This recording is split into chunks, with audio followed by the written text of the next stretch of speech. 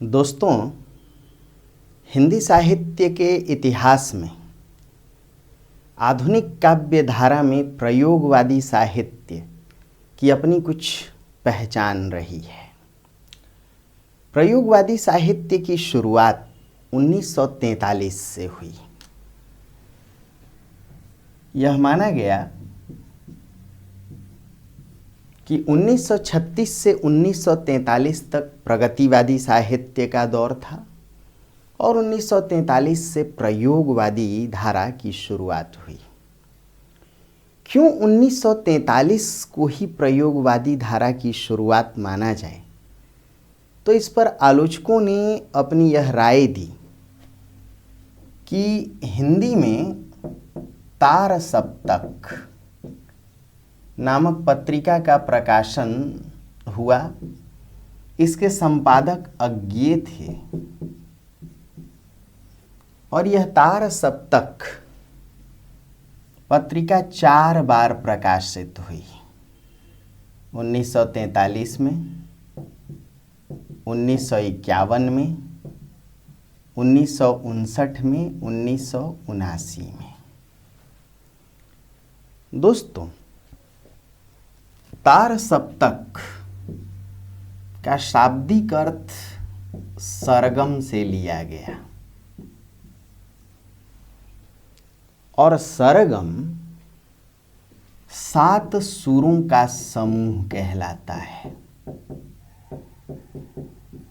जिस प्रकार सरगम में 7 सुर होते हैं, सा रे गा मा पा धा नी, उसी प्रकार तार सप्तक 7 रचनाकारों की कविताओं को लेकर के प्रकाशित की जाने वाली पत्रिका है। फिर से सुनिए, जिस प्रकार सरगम या तार सप्तक में 7 सुरों का समूह रहता है, उसी प्रकार तार सप्तक एक ऐसी पत्रिका है जो 4 बार प्रकाशित हुई और हर बार इसमें 7 कवियों की रचनाओं को प्रकाशित किया गया। तार सप्तक जो पहला है, यानी प्रथम तार सप्तक में जिन कवियों की चर्चा की गई उनमें अज्ञेय, गजानन माधव मुक्तिबोध, नेमीचंद्र जैन,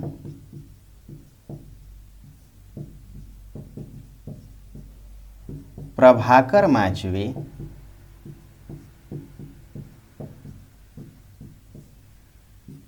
भारत भूषण अग्रवाल,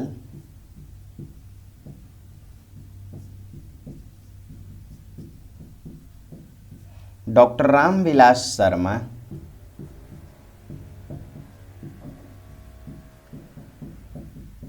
और गिरिजा कुमार माथुर की कविताओं को रखा गया। देख लीजिए, ये 7 कवि हैं। कौन कौन? अज्ञेय, पूरा नाम सच्चिदानंद हीरानंद वात्स्यायन अज्ञेय। इनके पिता हीरानंद शास्त्री थे जो पुरातत्ववेत्ता थे। कई सभ्यताओं की खुदाई से उनका नाम जुड़ा हुआ है। उन्हीं के पुत्र अज्ञेय थे, इसीलिए पिता के नाम पर ही पूरा नाम पड़ा सच्चिदानंद हीरानंद वात्स्यायन अज्ञेय। मुक्तिबोध का पूरा नाम गजानन माधव मुक्तिबोध, नेमीचंद्र जैन, प्रभाकर माचवे, भारत भूषण अग्रवाल, डॉक्टर रामविलास शर्मा और गिरिजा कुमार माथुर। यह माना गया कि तार सप्तक प्रथम जो 1943 में प्रकाशित हुआ, फिर दूसरा सप्तक 1951 में, तीसरा सप्तक 1959 में और चौथा सप्तक 1979 में। पहले तार सप्तक के प्रकाशन से ही हिंदी साहित्य में प्रयोगवादी धारा की शुरुआत हुई।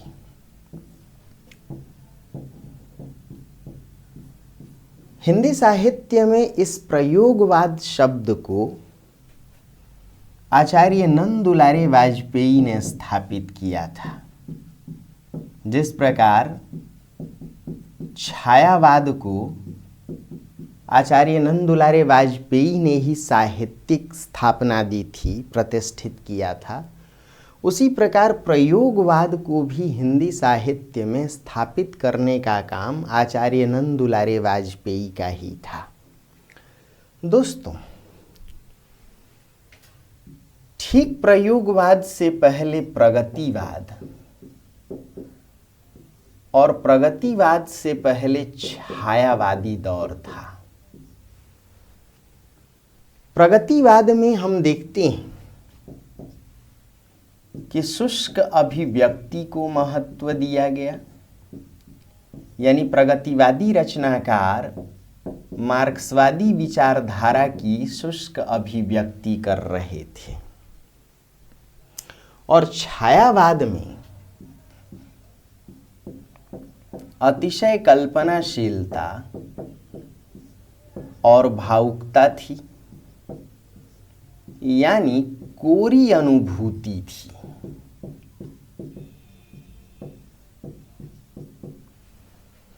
हिंदी साहित्य की जो प्रयोगवादी धारा थी,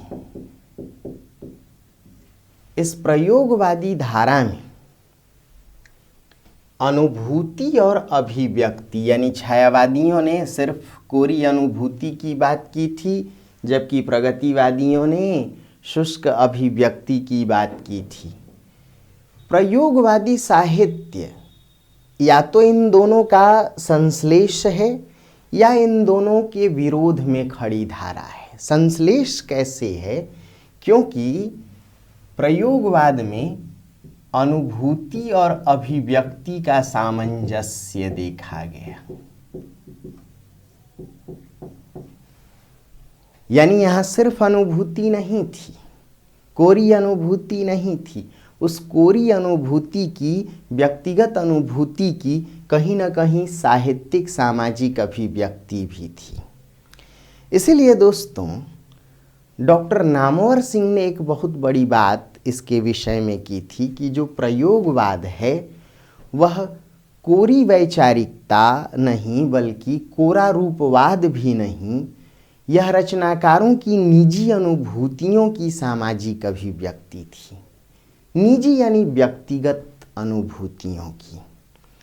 जाहिर सी बात है, जिस प्रकार कबीर प्रामाणिक अनुभूतियों की बात करते थे, कबीर ने कहा था कि तू कहता कागद लेखी, मैं कहता आंखें न देखी, उसी प्रकार प्रयोगवादियों ने भी प्रामाणिक अनुभूतियों को महत्व दिया था।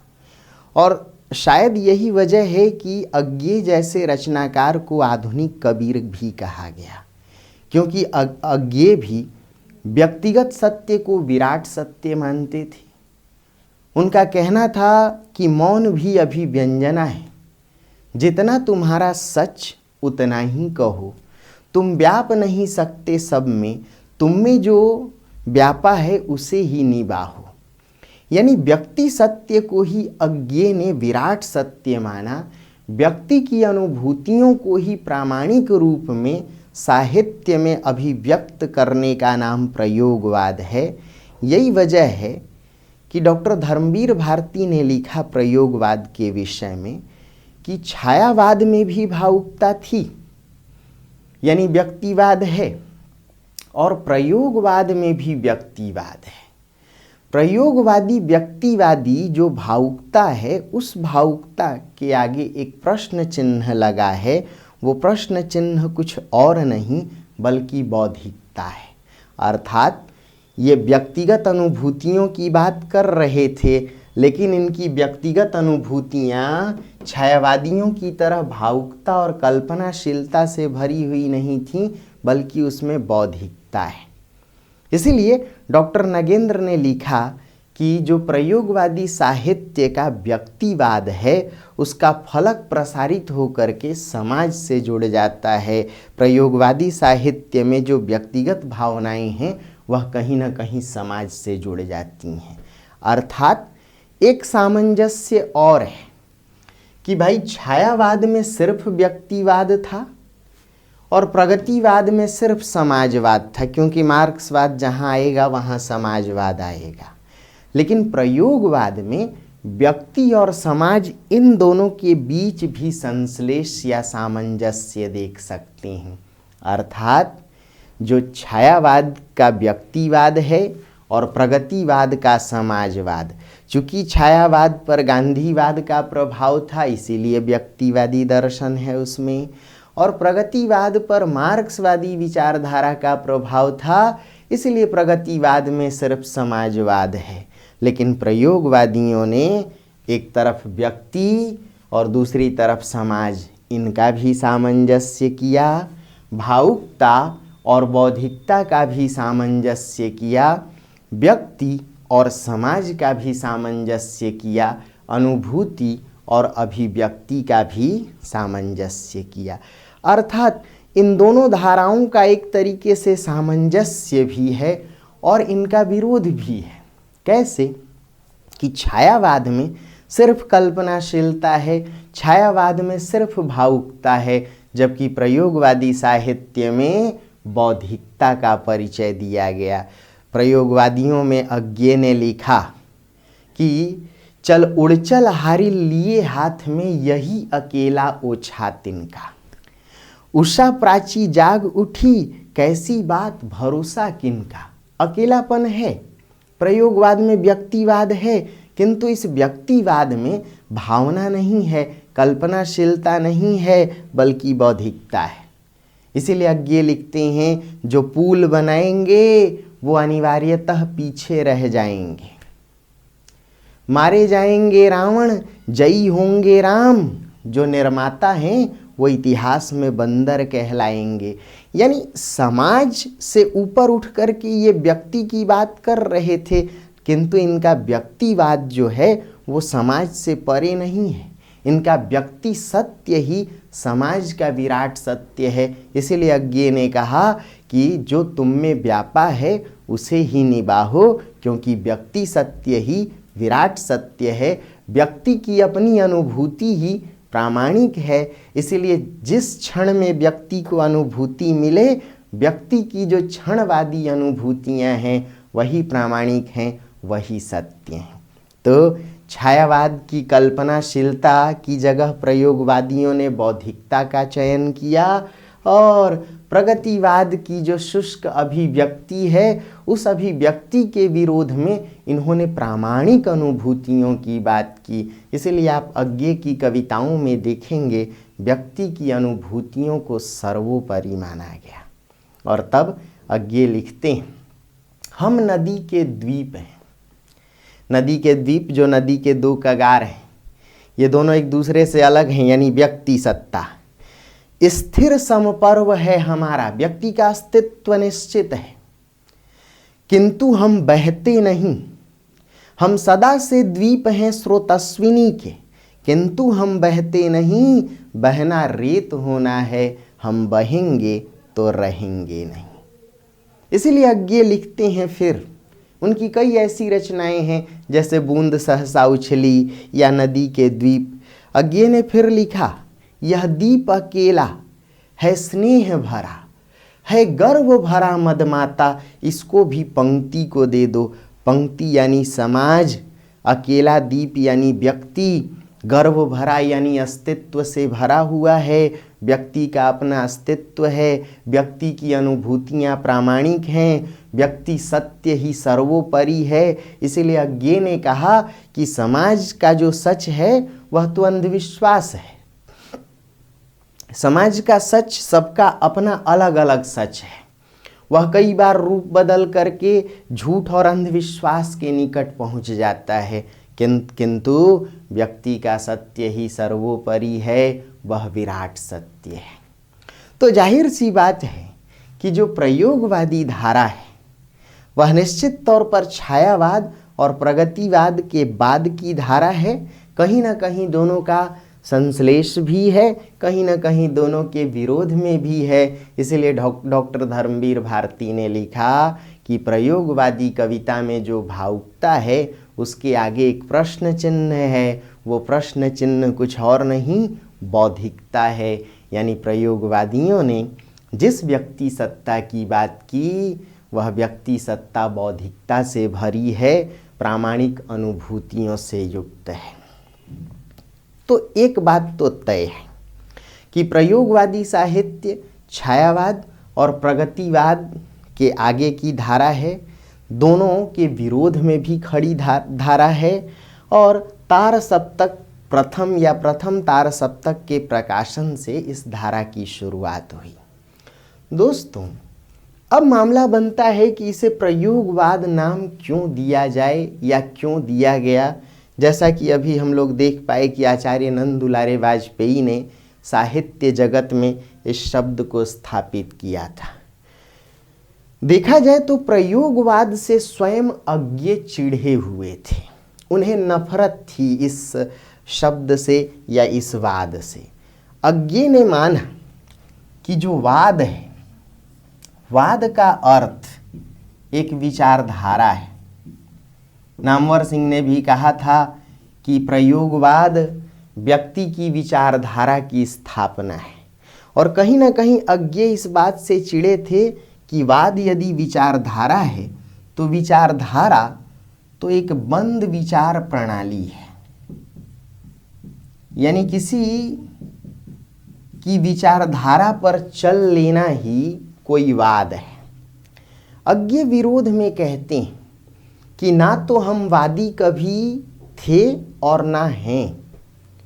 मतलब ना तो तार सप्तक के रचनाकार अपने महान पूर्ववर्तियों की राह पर चलना चाहते हैं, उनकी नकल करना चाहते हैं, और ना हम यह चाहते हैं कि कोई हमारी नकल करे, कोई हमारा अनुसरण करे। हमें बनी बनाई राह पसंद नहीं, हमें राह पर चलना पसंद नहीं, हम राही नहीं बल्कि राहों के अन्वेषी। अज्ञे ने बहुत स्पष्ट कर दिया था कि तार सप्तक के जो रचनाकार हैं वो साहित्य जगत में पहले से जो भी विचारधाराएं बन कर के आईं उस पर चलना नहीं चाहते। इसीलिए हम ना तो वादी हैं और ना ही कभी वादी थे, यानी हम किसी विचारधारा पर चलना नहीं चाहते। दूसरी बात कि पहले से साहित्य जगत में जो राह बनी हुई है हम उस पर भी नहीं चलना चाहते, इसीलिए हम राही नहीं। अज्ञे कहते हैं, पटना रेडियो स्टेशन के प्रोग्राम के माध्यम से भी उन्होंने कहा और दूसरे तार सप्तक की भूमिका में भी उन्होंने कहा कि हम राही नहीं, राहों के अन्वेषी। इसलिए उनकी कविता पर गौर कीजिए। लिखते हैं अज्ञे, तेरा कहना ठीक, जिस पथ पर मैं चला वह नहीं राह था। मेरा आग्रह भी नहीं रहा कि चलूं उसी पर जिसे सदा से राह कहा जाए, जो इतने इतने पैरों से रौंदा गया हो कि जिस पर अपनी कोई छाप ही न पहचानी जा सके। अर्थात अज्ञे जैसे रचनाकार एक अपनी नई राह बनाना चाह रहे थे। ये नवीन राहों के अन्वेषी थे, ये किसी वाद पर चलना नहीं चाहते थे। इसलिए इन्होंने इस बात पर फिर जोर दिया कि तार सप्तक के रचनाकार किसी एक स्कूल के नहीं हैं, बल्कि अलग अलग स्कूल के हैं। एक स्कूल यानी एक विचारधारा के नहीं हैं, बल्कि अलग अलग स्कूल के हैं। तब अज्ञे इस प्रयोगवाद में प्रयोग को स्पष्ट करते हैं और क्या लिखते हैं। लिखा अज्ञे ने कि हमारे लिए जो प्रयोग है वह एक आग्रह नहीं है। हमारे लिए प्रयोग कहीं से भी साध्य या लक्ष्य नहीं है, बल्कि हमारे लिए प्रयोग तो साधन है। और वो भी कैसा साधन? दोहरा साधन है। कुछ डायलॉग हैं दोस्तों, उन डायलॉग्स को अगर आप याद कर लें तो कई परीक्षाओं में ये डायलॉग्स काम देते हैं। नेट जेआरएफ वगैरह भी आप लोग दे आते हैं। आईएएस पीसीएस में जो बड़े प्रश्न आते हैं वो इन डायलॉग से ही बनेंगे। तो अज्ञे ने लिखा प्रयोग की चर्चा करते हुए कि प्रयोग हमारे लिए साध्य नहीं है, बल्कि प्रयोग साधन है, दोहरा साधन है। कैसा साधन है? दोहरा साधन है। साधन यानी माध्यम। इन्होंने कहा कि प्रयोग हमारा लक्ष्य नहीं है, प्रयोग तो हमारा माध्यम है, प्रयोग तो हमारा साधन है। दोहरा साधन कैसे? एक प्रकार का साधन नवीन जीवन सत्यों को जानने का, और दूसरा साधन है इन नवीन जीवन सत्यों को नवीन भाषा शैली और उपमान में, साहित्य में अभिव्यक्ति देने का। यानी अज्ञे ने प्रयोगवाद से इस प्रयोग को स्पष्ट करते लिखा कि हम तो कभी वादी थे ही नहीं, ना हैं। हमें किसी की विचारधारा पर चलना पसंद नहीं, हम राही नहीं, राहों के अन्वेषी हैं। ना तो हम अपने महान पूर्ववर्तियों के नक्शे कदम पर चलना चाहते हैं, और ना यह चाहते हैं कि कोई हमारी राह पर चले, कोई हमारी विचारधारा का अनुसरण करे। इसीलिए लिखा कि प्रयोग हमारा लक्ष्य नहीं है, प्रयोग हमारा साध्य नहीं है, बल्कि प्रयोग तो हमारे लिए दोहरा साधन है। कैसा? एक तरफ नवीन जीवन सत्यों को जान लेने का, दूसरी तरफ उन जीवन सत्यों को, उन जीवन मूल्यों को कविता में नवीन भाषा, नए बिंबों, नए प्रतीकों में प्रकट करने का। इसीलिए अज्ञे लिखते हैं कि कविता के जो पुराने बिंब प्रतीक हैं, जो पुराने उपमान हैं, जो रस छंद अलंकार हैं, वो अब सब मैले हो गए हैं। उन्होंने लिखा कि ये उपमान मैले हैं या उथले हैं, कि देवता कर गए हैं इन प्रतीकों से कूच। पुराने बिंब प्रतीक ये सब पुराने पड़ चुके हैं, पुरानी भाषा शैली बेमतलब हो गई है। चूँकि जीवन शैली बदल रही है, जीवन के प्रश्न बदल रहे हैं, ऐसे में उस जीवन को व्यक्त करने वाली भाषा, यहाँ तक कि बिंब प्रतीक सब कुछ का बदल जाना तय है। इसीलिए अज्ञे के लिए प्रयोग साध्य नहीं, साधन है। दो प्रकार का साधन, दो प्रकार का माध्यम। एक तरफ ये नवीन जीवन सत्यों को जानने के आग्रही है। अज्ञे ने लिखा कि व्यक्ति आज क्षणों में जी रहा है, जो है समा जी भर जियो, क्या है पता कल हो न हो। इसीलिए अज्ञे इतिहास की जगह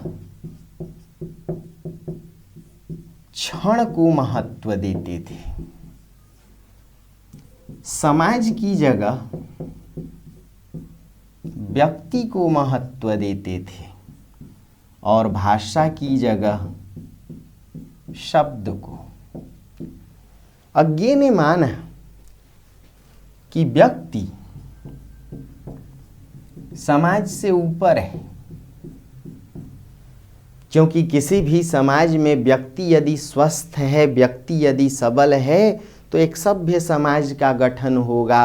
अर्थात समाज व्यक्ति पर निर्भर है, यानी व्यक्ति का अस्तित्व है। और व्यक्ति इतिहास में न जी करके प्रत्येक क्षण को जीता है। इसीलिए अज्ञे का यह आग्रह था कि जीवन में, व्यक्ति के जीवन में क्षण महत्वपूर्ण है। भविष्य को किसने देखा है, और जो अतीत बीत गया उसकी भला क्या चिंता करें। सामने जो वर्तमान है, जो क्षण उपस्थित है, वही हमारा सच है, और प्रत्येक क्षण अपने में अलग होता है। इसलिए प्रत्येक क्षण की अनुभूति भी अपने आप में नई होती है। तो जीवन की प्रत्येक क्षणिक अनुभूतियों को जान लेना ही एक साधन है, या कविता का एक माध्यम है। कवियों का काम इन क्षणों की अनुभूतियों को जानना है, और दूसरा काम जो अनुभूति प्रामाणिक है, जिसे रचनाकार ने स्वयं जीकर भोग कर देखा है, उसे ही साहित्य में व्यक्त करे। अर्थात भाषा और भाव दोनों स्तरों पर प्रयोग कुछ और नहीं, बल्कि प्रामाणिक अनुभूतियों की चर्चा है। दोस्तों, यह माना गया कि प्रयोगवादी साहित्य जो 1943 में हिंदी साहित्य के रूप में, आंदोलन के रूप में खड़ा हुआ प्रयोगवाद, इसके पहले इंग्लैंड वगैरह में आप देखें तो वहाँ कई प्रकार की धाराएं चल रही थीं। कैसे? माना गया कि अंग्रेजी साहित्य में भी, यूरोपीय साहित्य में भी एक्सपेरिमेंट को महत्व दिया जा रहा था। 1920 और 1930 के दशक में यह एक्सपेरिमेंट यूरोपीय साहित्य में भी बढ़ता जा रहा था। क्या था यह एक्सपेरिमेंट? जाहिर सी बात है कि 1919 में विश्व युद्ध पहला आरंभ हो चुका था। इस विश्व युद्ध ने कई प्रकार के प्रश्नों को जन्म दिया था, अस्तित्ववादी प्रश्नों को। विश्व युद्धों के कारण जो जान माल की अपार क्षति हुई, इससे व्यक्ति के मन में कई प्रश्न नए गूंजने लग गए। सबको यह डर था कि पता नहीं कब एक एटम बम आए, कब एक हाइड्रोजन बम आए और जीवन लीला समाप्त हो जाए। इसलिए जीवन जो है वो क्षणिक है और इस क्षण ही जीवन का अस्तित्व है। ऐसे में भला समाज की क्या परवाह करें? व्यक्ति सत्ता ही इनके लिए सब कुछ हो गई। व्यक्ति का अस्तित्व समाज के ऊपर हो गया। तब अज्ञे जैसे रचनाकारों ने भी इन्हीं प्रभावों को लेकर कविता लिखी। तो बात कर रहे थे हम लोग कि पश्चिमी जगत में, यूरोपीय जगत में भी एक्सपेरिमेंट की शुरुआत हुई।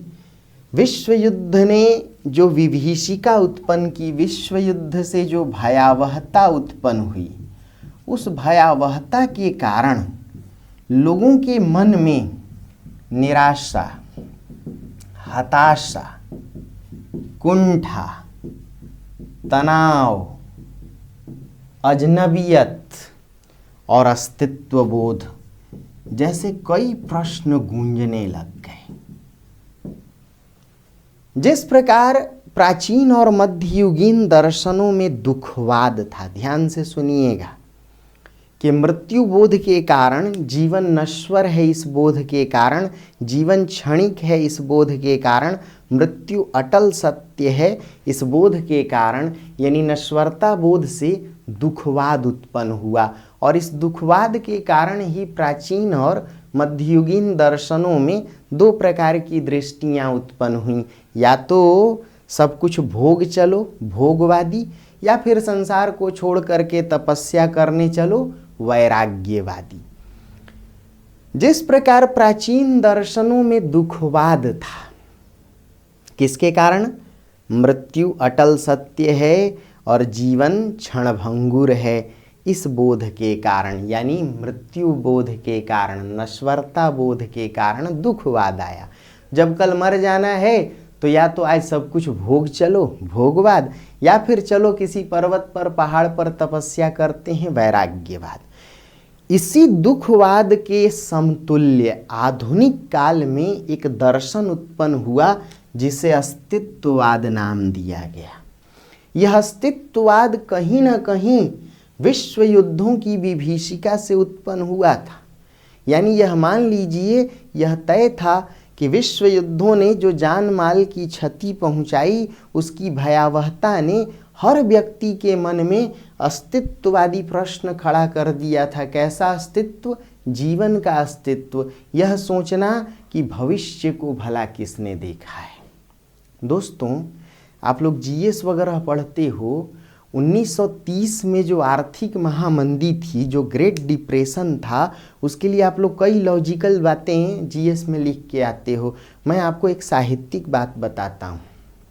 भाई, दुनिया के सभी देश डरे हुए थे, कि फिर दूसरा विश्व युद्ध छिड़ने वाला है और फिर हम बचेंगे कहाँ।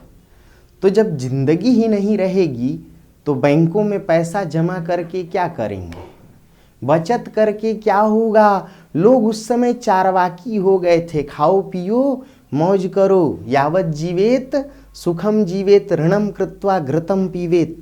ये भावना सबके भीतर बैठ गई थी कि भाई जब जिंदगी ही क्षणभंगुर है और क्या पता कल हो ना हो, तो जो है समा जी भर जियो, क्योंकि हर घड़ी बदल रही है रूप जिंदगी। वो उस मूवी को याद कीजिए, कल हो ना हो, आपने देखी होगी, मूवी बहुत अच्छी थी। जाहिर सी बात है कि जब मर जाना ही है तो फिर बैंकों में पैसा जमा करके क्या करेंगे। बैंकों में लोग जाना छोड़ दिए, बचत की राशि बिल्कुल नकारात्मक हो गई। ऐसे में जब संग्रह ना हो, जब बचत ना हो, जब विनिमय ना हो, तो समझिए अर्थव्यवस्था महामंदी से गुजरेगी। 1930 की जो महामंदी थी उसका ये साहित्यिक कारण था अस्तित्ववाद, और साहित्य में भी इसी प्रकार के प्रश्न उछल रहे थे, जैसा समाज होगा वैसा साहित्य होगा। यानी 1920 से 1930 के दशक में जो पूरा यूरोप था उसमें एक्सपेरिमेंट को बढ़ावा दिया गया। कैसे?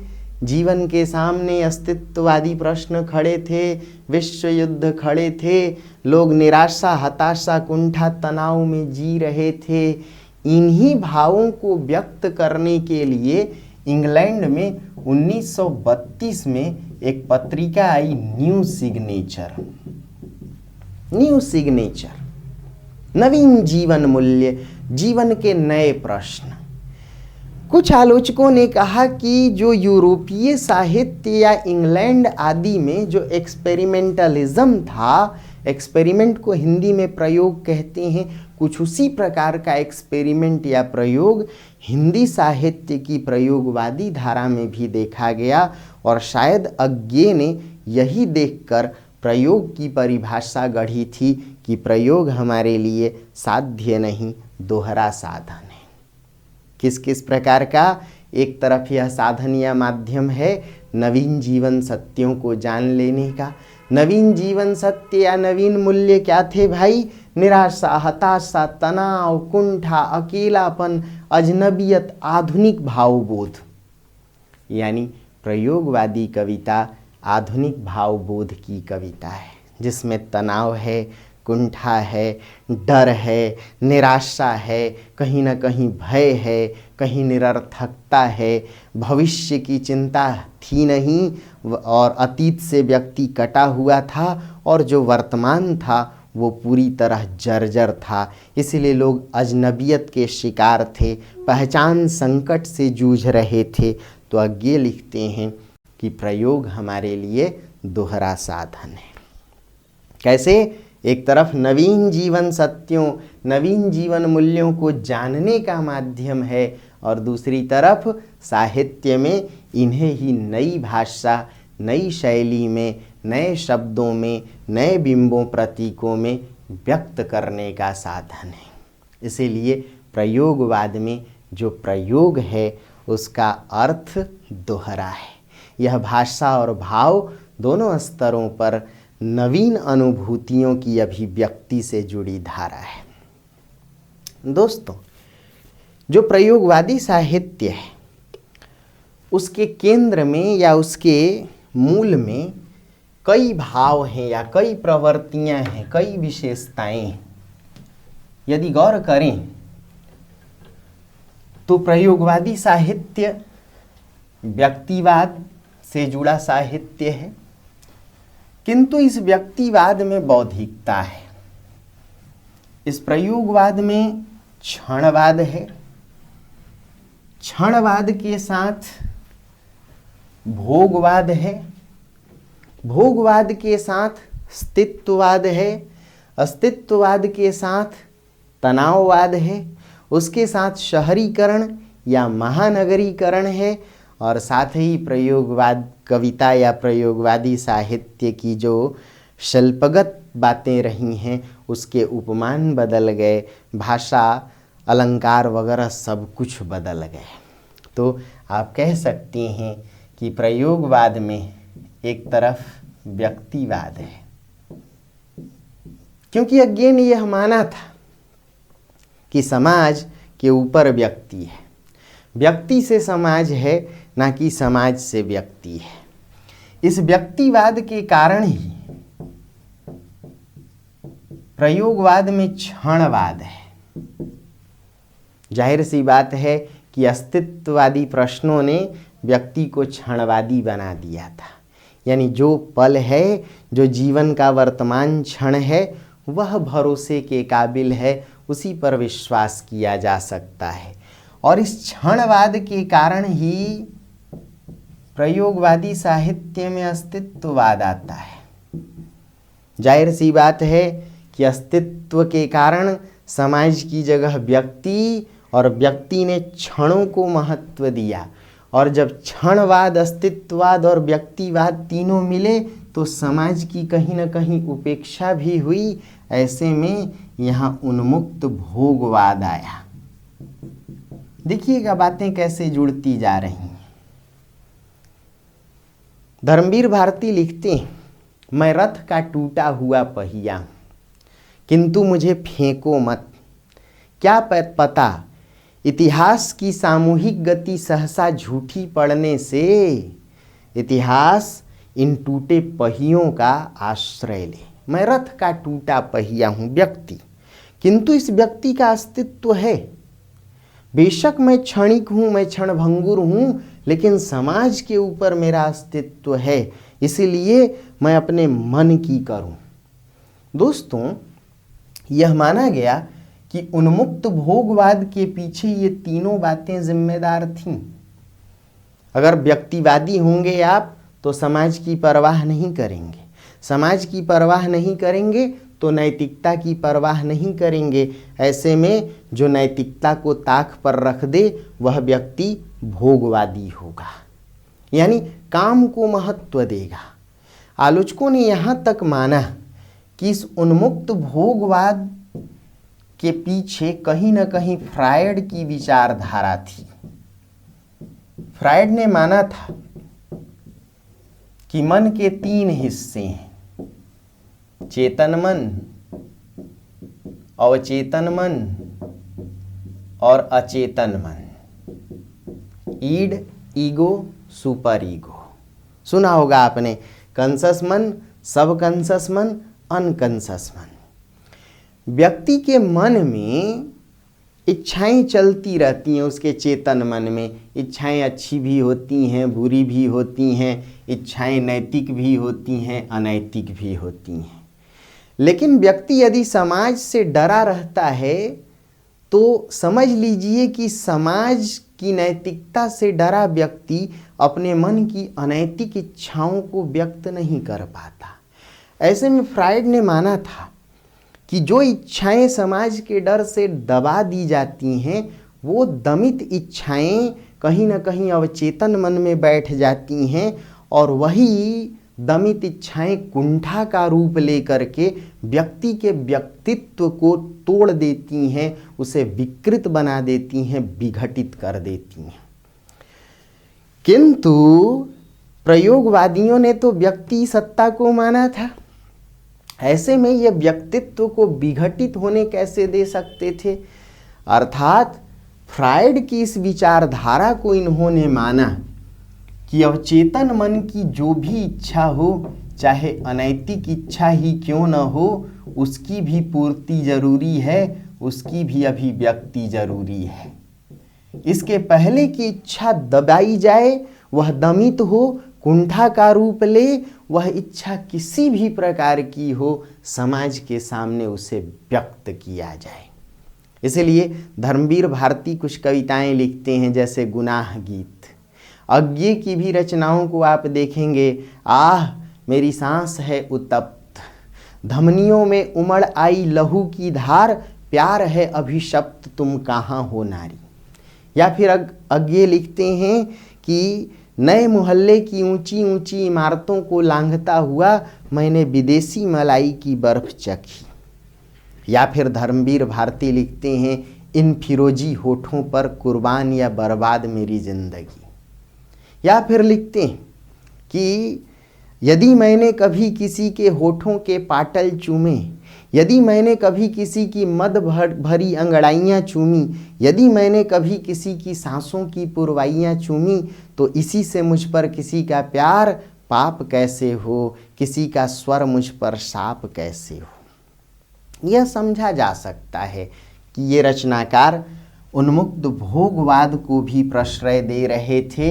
इस उन्मुक्त भोगवाद के कारण ही प्रयोगवादी कविता में यौन विकृत भाव आए। नारी के प्रति इनके मन में नैतिकता का भाव नहीं। ये व्यक्तिवादी हैं, ये प्रत्येक क्षण को भोग लेना चाहते थे, इसलिए क्षणवादी हैं। और वह क्षण चाहे जैसा भी हो, उसकी प्रामाणिकता को ये जांचना चाहते थे, उसकी हर अनुभूति को जीना चाहते थे, चाहे अनुभूति जैसी भी हो। इसलिए यह माना गया कि प्रयोगवादी साहित्य अस्तित्ववादी है, व्यक्ति के अस्तित्व को महत्व देने वाला साहित्य है। समाज जाए भाड़ में, समाज की कोई परवाह नहीं। यही वजह है कि नैतिकता नहीं बल्कि यौन भावों को यहाँ महत्व दिया गया। दोस्तों, यह प्रयोगवाद है। ऐसे में इस प्रयोगवाद में कहीं ना कहीं वाद विरोध भी है, क्योंकि अज्ञे ने खुद लिखा था कि ना तो हम वादी हैं ना कभी थे, हम राही नहीं राहों के अन्वेषी हैं।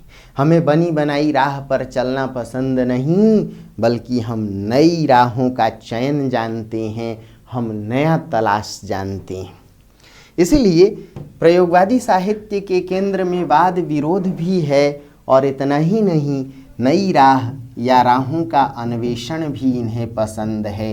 ये राहों का अन्वेषण करना चाहती हैं, चाहे वह कविता की अभिव्यक्ति की राह हो, चाहे भावों की अनुभूति की राह हो। इसलिए लिखा कि ये उपमान मैले हैं या उथले हैं। ये जानते थे कि प्रयोगवादियों से पहले जो प्रगतिवादी कवि थे वो अभिव्यक्ति में पूरे संसार को नापना चाह रहे थे, और जो छायावादी कवि थे वो कल्पना में पूरे विश्व, यहाँ तक कि परलोक को, रहस्यमय लोक को भी नापना चाह रहे थे। किंतु ये प्रामाणिक अनुभूतियों की बात कर रहे थे प्रयोगवादी कवि। इसलिए इनका तर्क था कि भाई, जितना तुम्हारा सच उतना ही कहो, तुम व्याप नहीं सकते सब में, जो तुम में व्यापा है उसे ही निभाओ। इसलिए व्यंग भी करते हैं कि अपनी भुजाओं में मैंने मेघों की परिधि को बांध लेना चाहा। ये व्यंग है इनका, किन पर? प्रगतिवादियों पर, कहीं ना कहीं छायावादियों पर। इसलिए इनका तर्क था कि मौन भी अभिव्यंजना है, अर्थात व्यक्ति सत्ता ही विराट सत्ता है, व्यक्ति की अनुभूतियाँ ही प्रामाणिक हैं, उसकी चर्चा ही की जाए, उसके लिए शब्द जरूरी है। व्यक्ति के भावों को व्यक्त करने के लिए, उसके अनुभावन को व्यक्त करने के लिए भला कौन इतिहास में चक्कर लगाए, जो क्षण सामने है उसी की चर्चा की जाए। तो कितनी बात समझ में आ रही है दोस्तों। इसके कुछ अन्य मुद्दे हैं, उन्हें भी जानने के लिए आप तत्पर रहें, देखते रहें। बहुत सी छोटी छोटी बड़ी बड़ी बातें, क्यों इनमें बिंबों प्रतीकों का प्रभाव बढ़ता गया, इजरा पाउंड जैसे लोगों ने कुछ किया, इलियट का क्या प्रभाव था। अगर आप निराला की कविता कुकुरमुत्ता को पढ़े होंगे तो कुकुरमुत्ता में एक तरफ प्रगतिवाद यानी मार्क्सवाद पर व्यंग है, तो दूसरी तरफ प्रयोगवाद पर भी व्यंग है। इसीलिए निराला लिखते हैं, कहीं का रोड़ा कहीं का पत्थर, टी.एस. इलियट ने जैसे दे मारा। और फिर लिखते हैं कि फैलसी और फलसफा ज़रूरत हो और हो रफा। लिखते हैं कॉस्मोपॉलिटन मेट्रोपॉलिटन जैसे फ्रायड और लिटन। तो कहीं ना कहीं इन विचारों पर निराला व्यंग तो कर रहे थे। जाहिर सी बात है कि बिंबवाद, प्रतीकवाद, उन्मुक्त यौनवाद, क्षणवाद जैसी बातों को लेकर के प्रयोगवादी साहित्य को अनैतिक भी माना गया। कहीं ना कहीं यह माना गया कि समाज से यह धारा कटी भी थी, कई आरोप थे, उन बातों को हम लोग देखते हैं अगली क्लास में।